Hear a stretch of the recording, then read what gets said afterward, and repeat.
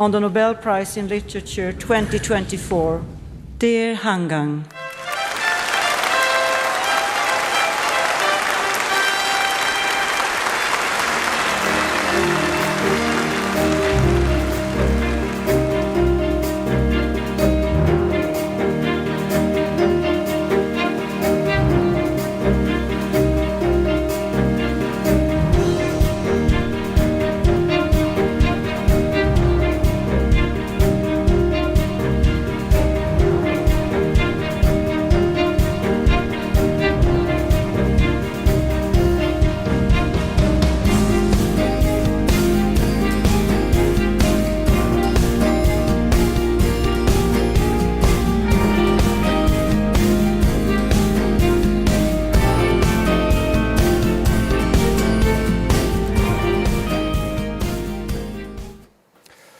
네, 여러분, 한강 작가가 한국 작가로는 최초로 노벨 문학상을 수상했습니다. 아시아 여성으로도 노벨 문학상을 받은 것이 이번이 처음인데요.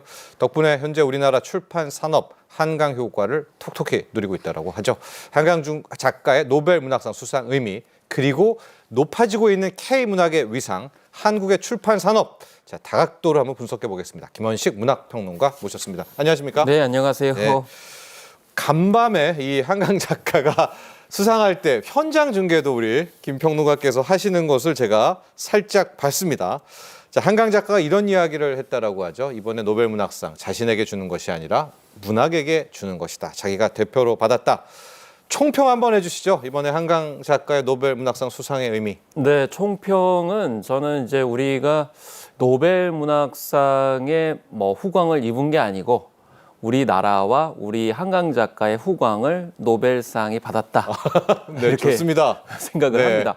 왜냐하면 이 한강 작가 같은 경우는 전 세계 20, 30대 여성들이 굉장히 좋아하는 작가이고요. 세계적으로요. 네, 그렇습니다. 그리고 특히 유럽, 프랑스에서도 굉장히 인정을 받았기 때문에 그래서 노벨위원회에서 한강 작가의 이런 인기, 관심 이런 것에 저는 숟가락을 얹었다 이렇게 생각을 합니다. 그래서 우리가 네.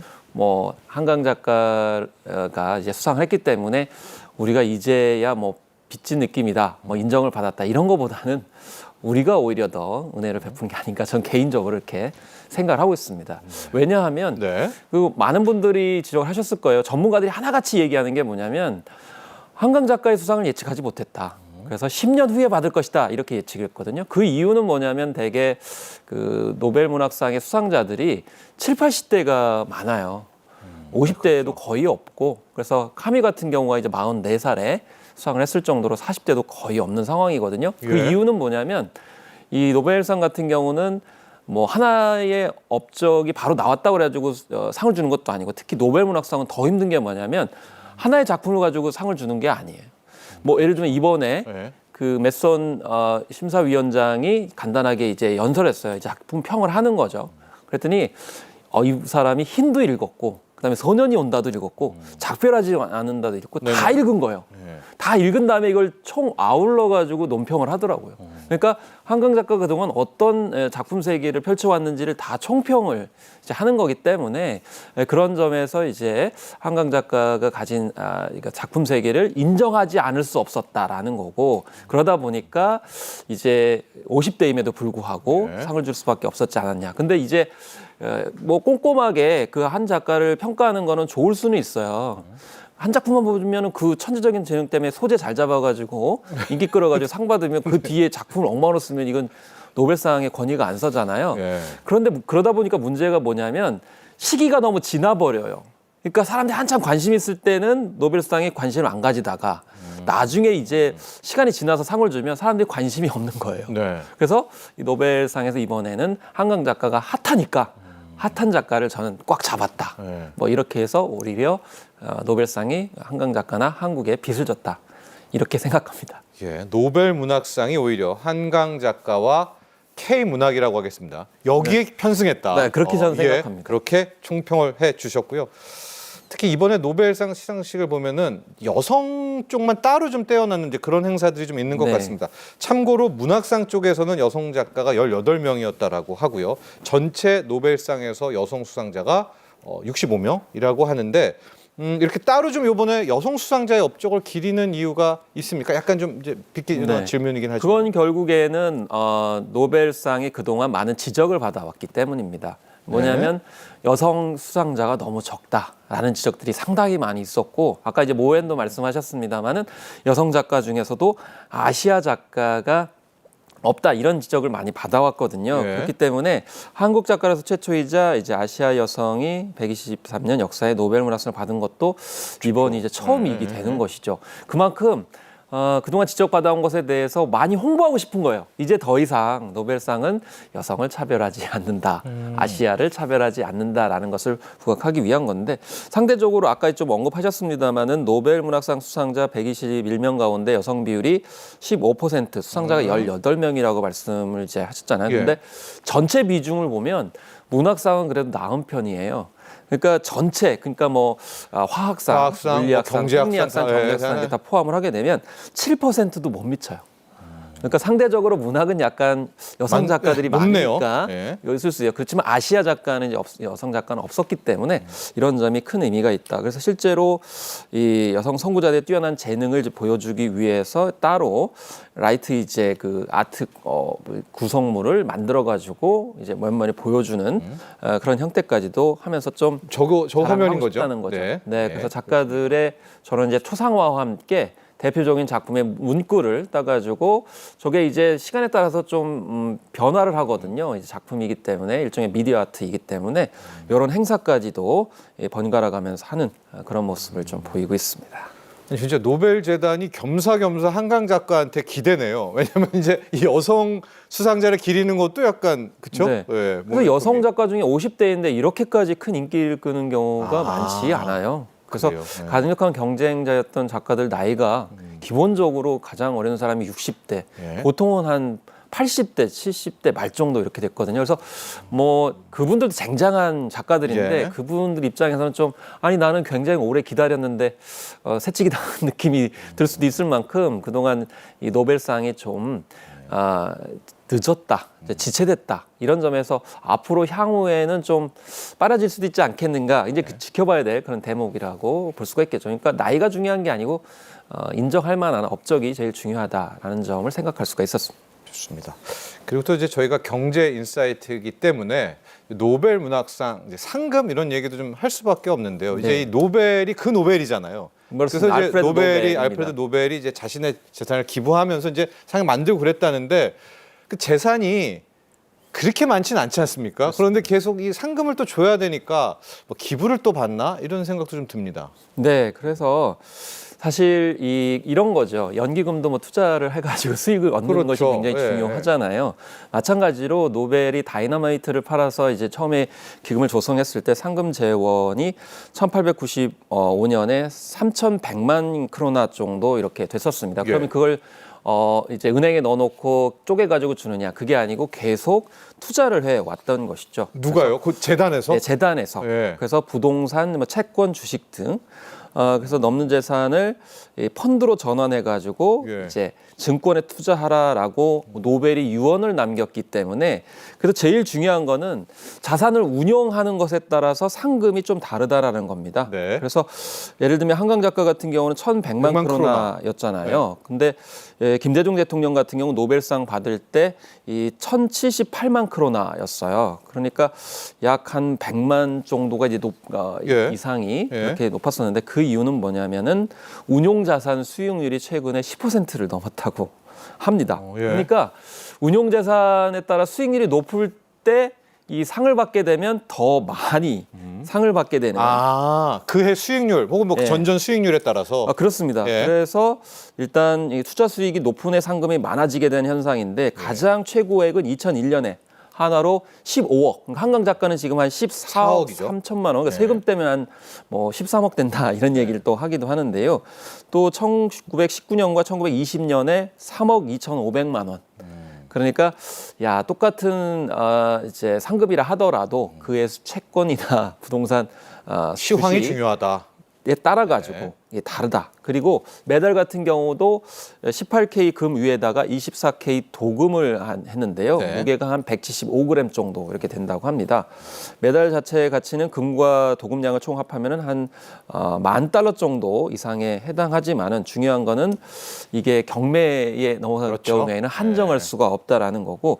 그래서 2015년에 물리학자인 리언 레더먼의 노벨상 가격은 $765,000 정도에 경매된 바가 있기 때문에 근데 그걸 왜 넘깁니까? 그분이 약간 좀 네, 뭐 사정이 있나요? 아마 이제 본인이 넘긴 게 아니고 자손들이. 예, 그런 이제 상황이라고 전 전해 들었습니다. 그렇습니다.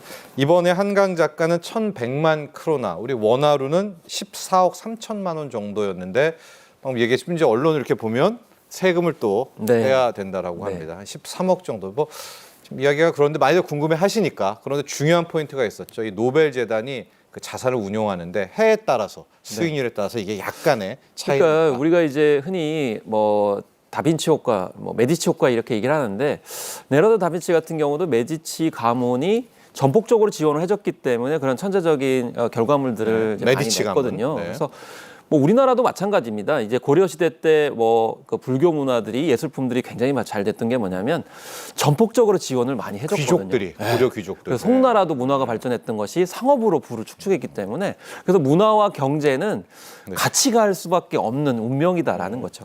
알겠습니다. 수상하고 나서요. 그 다음 날 우리 주식시장에서는 이 출판 관련한 주식이 바로 상한가를 찍었습니다. 정말로 한강 효과가 어마어마한데 몇 가지 좀 단면 좀 보여주시죠. 막 줄 서고 온라인 서점에서도 매진되고 막 그랬었는데 어떻습니까? 현재까지 상황이? 네, 일단 서점가의 매출액은 뭐 당연히 좋았고요. 사실 서점가뿐만이 아니고 인쇄업을 하시는 분들도 굉장히 반가웠었습니다. 그래서 찍어야 되니까. 네. 네. 그래서 밤새 주말 이제 그 휴일도 반납하고 인쇄소를 돌리는데 굉장히 기분 좋게, 그래서 우리가 기분 좋은 노동이라고 이제 얘기를 하게 되는데, 그리고 종이 제지업계 같은 경우도 웃었습니다. 네. 왜냐하면 디지털 환경이 있다 보니까 네. 종이를 찾는 사람이 없어가지고 우울했었는데 제지업계 같은 경우에도 굉장히 반가워서 이 한강 효과가 있었고요. 네. 그다음에 누가 이제 많이 샀느냐라는 건데, 사실은 노벨상 수상 전에는 한강 작가의 책을 찾았던 세대는 20대가 35.5%나 가장 많았어요. 근데 이 노벨상 받은 이후에 20대가 20.1%로 좀 줄었고 50대 이상이 15.3에서 20.3%로 급증했습니다. 이건 뭐냐면 구매력이 있는 50대가 좀 더 많이 쓰시게 됐다라는 거죠. 그러니까 사실 뭐 도서뿐만이 아니고 여러 가지 문화 현상 쪽에서는 50대 이상이 사실은 소비 주출액이 굉장히 크거든요. 그러다 보니까 오히려 한강 작가의 수상 이후에는 소비의 주체라고 할 수 있는 큰 손들이 움직인 거 아니냐 이렇게 얘기할 수 있겠습니다. 더 중요한 거는 이렇게 한강 작가의 책만 뭐 100만 권 이상 이렇게 팔린 것이 아니고 이 한국 소설도 많이 나가게 돼가지고, 그래서 김혜란, 정유정 작가의 작품도 네. 동반 상승을 했고, 또 양기자 작가의 모순, 또 최진영의 구의 증명과 같은 소설들이 많이 나가게 되는 그런 상황에 들어서 결국 전반적으로 이 도서 시장 자체가 굉장히 활성화됐다. 왜냐하면 종이책이 그래도 굉장히 가치가 있구나라는 점을 이제 부각을 했기 때문이 아닌가 이렇게 생각이 들어서 원래 소설이 전년 대비 한 35.7% 그리고 한국 소설 분야가 82% 정도 성장을 한 것으로 이렇게 보여지고 있습니다. 네.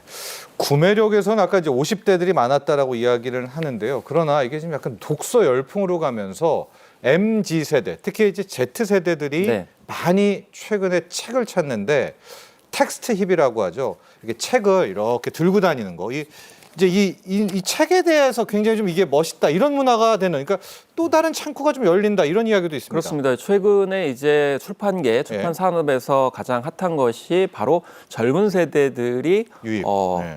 책에 대해서 관심을 갖는 거죠. 우리가 흔히 생각했을 때 젊은 세대는 종이책 안 읽고 그냥 뭐 쇼폼이나 아니면은 뭐 짧은 영상 네. 그리고 그냥 뭐 메신저만 보내는 거 아니냐, 그리고 동영상을 많이 보는 거 생각할 수 있지만 이 텍스트잇 같은 경우는 텍스트가 글자 책 읽기를 얘기하는 거거든요.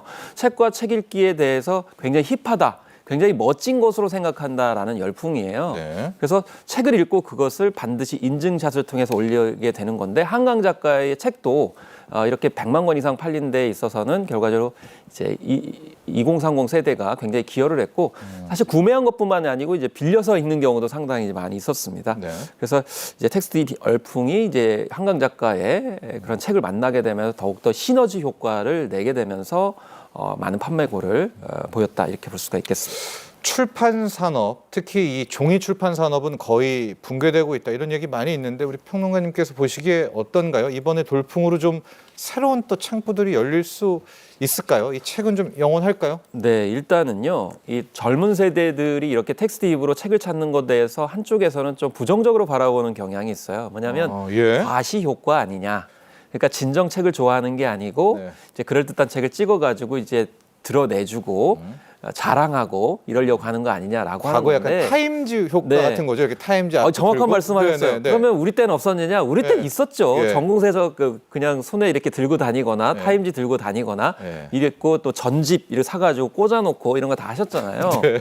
그런데 그런 와중에도 책을 읽는 친구들은 읽는다는 거예요. 그래서 해외에서 연구 결과를 보면 책을 한 500권 읽는 집 같은 경우가 교육 효과로 한 4.5년 정도 교육 효과가 있는 걸로 나타났고 종이책이요. 예, 네. 종이책 20권만 있어도 훨씬 더 자녀들이 이 지적으로나 예. 또 이제 교양적으로 굉장히 탁월한 성취를 보인다라는 연구 결과도 있거든요. 예. 그렇기 때문에 종이책 자체에 관심을 보이는 것이 굉장히 중요하다 이렇게 볼 수가 있겠고요. 특히나 이제 여러 가지 그 보이지 않는 효과들도 있습니다. 예를 들면 독서 모임도 굉장히 많이 하고 그다음에 독서 그런 강연 이런 작업도 많이 하는데 이번에 한강 작가가 낭독회 같은 거를 많이 했거든요. 네, 맞아요. 네. 네. 근데 해외에서는 낭독회가 굉장히 많이 활성화돼 있어요. 예를 들면은 영국의 이제 스토리 클럽 같은 경우는 한 3,000여 개가 되는데 여기에서 작품을 읽고 심지어는 자기가 창작을 해요. 그래서 그런 거 돌려 읽어요. 그리고 책을 사가지고 나눠서 보고. 그것 때문에 해리포터가 네. 나올 수 있었던 원동력이다 이렇게 얘기를 하거든요. 근데 한국이 지금 한강 작가를 비롯해서 이렇게 텍스트 힙 열풍이 불게 되면서 이런 모임들이 굉장히 많이 활성화되고 있다라는 점이 굉장히 고무적이다 이렇게 볼 수가 있겠고 네. 또 전자책 같은 경우도 지금 연동해가지고 많이 나가고 있습니다. 그래서 종이책만 나가는 게 아니고 이제 온라인 전자책 같은 경우에도 힘을 받고 있다 이렇게 보시면 되겠고 특히 이 이제 책을 대여해주는 전자책을 대여해주는 그런 업체들도 지금 호황이고 주식시장에서도 이제 각광을 받고 있는 그런 상황이 되겠습니다. 자, 이번에 최근에 MZ세대로 불고 있는 독서 열풍. 이게 마치 종이책이 다시 부활할지 안 할지 모르겠지만 크게 보면 뭐 전자책도 이제 출판 아니겠습니까? 네. 이제 서런 범 출판 문화에는 상당히 도움이 된다. 일단 중요한 거는 여기서 왜 그러면 책에 대해서 관심을 갖게 되느냐라는 예. 부분인데요. 그래서 이 첫 번째로 꼽는 것이 바로 이 유튜브를 포함한 영상 콘텐츠의 피로증 유발입니다. 예. 왜냐하면 유튜브 중에 피곤이요? 피로? 피로증을 예, 예, 유발을 피로. 한다는 거죠. 왜냐하면 너무 이 동영상 콘텐츠들이 피로감을 유발을 하다 보니까 그리고 피로감을 유발하는 데 있어서 그 천편일률적이다라는 인식들이 많이 이제 있고 네. 그래서 새로운 세대 같은 경우는 특히나 이 너무 질리다 보니까 새로운 어떤 매개체가 없느냐라고 했을 때 책을 찾는 거죠. 네. 책을 이제 읽게 되면 거기에는 짧은 어떤 내용만 있는 건 아니기 때문이고요. 그리고 이 젊은 세대에 대한 약간 오해가 있을 수 있는데 젊은 세대는 이제 평소에 이동간의 스낵 컬처처럼 이제 짧은 동영상을 보긴 하지만 디깅 컬처라고 해가지고 자기가 마음에 들면 깊이 파고 들어가요. 맞아요. 좋아하는 분야는 네. 깊이 파고 한없이 들어가지고 들어가죠. 모조리 그냥 섭렵을 하거든요. 네. 그렇기 때문에 출판 같은 경우에도 자기가 마음에 들게 되면 예를 들면 최근에 개봉했던 듄 시리즈 같은 경우에는 18권짜리인데 예. 한 편 보고 나서 2편, 3편까지 제작이 예정돼 있거든요. 그 처음에 못 모르고 왔다가 재미가 있으니까 18권짜리를 다 사는 경향이 생기고 있어요. 그런 식으로 한번 꽂히게 되면은 모조리 다 섭렵하는 것이 또 새로운 세대의 트렌드이기 때문에 네. 이런 점에 잘 착안을 하게 되면 출판 시장이 달라질 수 있다. 특히 한강 작가를 통해서 제가 인식한 바는 한국 국민들이 책을 안 읽는다 이런 지적 많이 하잖아요. 네. 근데 한편으로 생각을 해보면 읽을 만한 책이 없었던 게 아니냐. 그래서 한강 작가 책 같이 내 돈을 주고 능히 사고 싶은 책이 나오면은 충분히 도서 시장도 활성화될 수 있다. 그래서 읽을 만한 책들을 많이 출간하도록 하는 것이 무엇보다 중요하지 않나 이렇게 생각합니다. 그렇습니다. 자, 그래서 지금 또 하나의 저희가 이번 노벨 문학상 수상으로 한국 출판, 한국 문학으로 한번 이야기를 넓혀봐야 될 것 같은데 지금 워낙 한강 효과가 크게 되니까 한강 작가의 뿐만이 아니라 정말 우리 K 문학들 많지 않습니까? 이런 K 문학 전반적으로 해외 출판사들에 대해서 관심이 커진다. 이제 이게 우리가 원했던 부분 아니겠습니까? 네, 어떻습니까, 그렇습니다. 현재 현황이? 그래서 이제 우리가 해외 도서전에 많이 참여를 하거든요. 이제 정부 쪽에서 원래는 2000년 들어가서 한국 번역문학원이 체계화되면서 몇 가지 사업을 했어요. 그래서 직접적으로 우리 작품을 번역 지원하는 사업을 하고 아니면 해외에 그런 출판사하고 우리 사하고 연결 주는 작업을 하고 또 그 다음으로 했던 것이 바로 해외 도서전 참가입니다. 네. 그러니까 출판사들이 대부분 영세하기 때문에 해외 도서전에 참가하기에는 힘이 버겁다 보니까 정부의 지원을 받아가지고 가거든요. 그래서 한강 작가의 작품을 번역했던 데보라 스미스 같은 경우도 원래는 2014년에 영국 도서전에서 두 사람이 만나게 돼요. 그러면서 마음에 들어가지고 데보라 스미스가 내가 번역을 하겠다라고 자기가 번역을 해가지고 작은 출판사의 의뢰를 자기가 해서 그러고 나서 또 지원한 건가요? 그분이? 데보라 그분이? 그분이 그냥 자원을 한 거죠. 자원. 그렇지만 그러니까요. 그 매개고리는 도서전입니다. 도서전이 정부 지원을 받아가지고 가는 거기 때문에 그래서 프랑크푸르트 도서전 내에서 한국 문학 판권 주문이 지금 현재 3-4배 지금 급증을 하고 있다라는 거고요. 예. 그래서 영국, 미국, 뭐 유럽 국가들의 판권 문의가 이제 증가를 하고 있는 그런 상황이고 또 뭐 현장에서 수십 개의 그런 미팅이 성립하기도 했는데 예. 최근에 라면을 소재로 한 에세이가 영국에서 선인세로 2억 원에 가까운 돈으로 팔렸거든요. 그러니까 선인세라는 건 미리 돈을 지급을 하는 겁니다. 네. 그러니까 라면을 다뤘다는 거는 이제 라면이 여러분 아시다시피 이제 K푸드로서 인기를 많이 끌잖아요. 작가가 혹시 뭐 그냥 없이 그냥 라면 에세이들이 예. 그 라면을 끓이는 방법이 나와요. 물을 어떻게 넣어야 되고 쫄깃쫄깃하기 예. 위해서는 어떻게 해야 되는데. 근데 이제 라면만 나오는 건 아니고 그 사이에 그 라면을 통해서 자기가 어려움이나 힘든 상황을 이겼다 그러면서 인생의 이야기를 중간중간에 넣거든요. 이런 이제 판매 사례도 있기 때문에 최근에는 여차하면은 1억 원 가까이의 이제 인세를 받는 경우가 상당합니다. 네. 근데 사실 그 우리 국내에서 저도 이제 책을 좀 여러 권 써보면 네.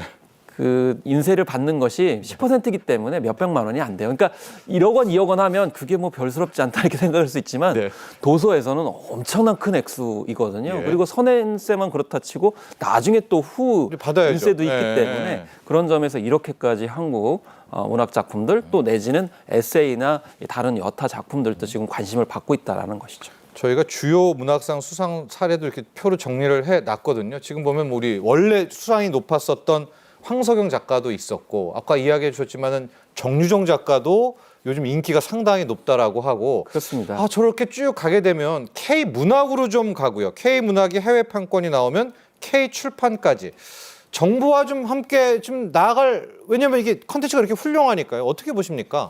저는 이제 가장 먼저 신경 써야 될 부분이 예. 작가에 대한 지원이라고 생각을 합니다. 그러니까 지금 아까 독서 문제를 이제 지적을 드렸잖아요. 예, 예. 그러니까 국민들이 독서율을 높여야 된다 이렇게 얘기를 하지만 한강 작가가 이번에 이제 인정을 받았던 부분은 여러분 다 인식하실 거예요. 막상 책을 보시면 굉장히 어려워요. 굉장히 의미가 있는데 들어가기가 쉽지가 않거든요. 네, 맞아요. 그러니까 그런데 이제 본인도 얘기를 했지만 그 작품을 쓰는 과정에 있어서 너무 힘들었다고 얘기를 하거든요. 그러니까 그런 과거의 상처들을 극복할 수 있는 방법을 이제 모색하는 그런 작품을 쓰는 데 있어서 작가가 매진할 수 있도록 특히 젊은 작가들한테 지원을 해주고 네. 또 그런 작가들이 출간이 잘 될 수 있도록 출판사에도 지원해주고 그렇게 나온 책들을 또 해외 번역을 해줄 수 있도록 정부 쪽에서 예산을 좀 많이 확보해주고 그 외에도 좀 홍보 마케팅을 저는 잘해야 된다고 봅니다. 그래서 네. 아이돌 그룹들이 책 한 권 이렇게 딱 스쳐 지나가듯이 보여주기만 해도 굉장히 주목을 많이 받거든요. 그렇기 때문에 최소한 이제 정부와 아이돌 그룹과 이렇게 출판사 이제 작가들이 같이 콜라보레이션을 해서 네. 하면은 훨씬 더 저는 많은 좋은 작가들이 발굴되고 세계에 진출할 수 있다 이렇게 생각을 합니다. 그렇습니다. 지금 K 컨텐츠가 세계 대세가 되고 있기 때문에 그 기본으로 가게 되면은 K 문학도 있을 것 같습니다. 자, 이번에 한강 작가의 노벨 문학상 쾌거 제2, 제3의 한강 작가가 나오기를 기대해 보도록 하겠습니다. 도움 말씀 주신 김원식 평론가 여기서 보내드리죠. 오늘 감사합니다. 네, 감사합니다.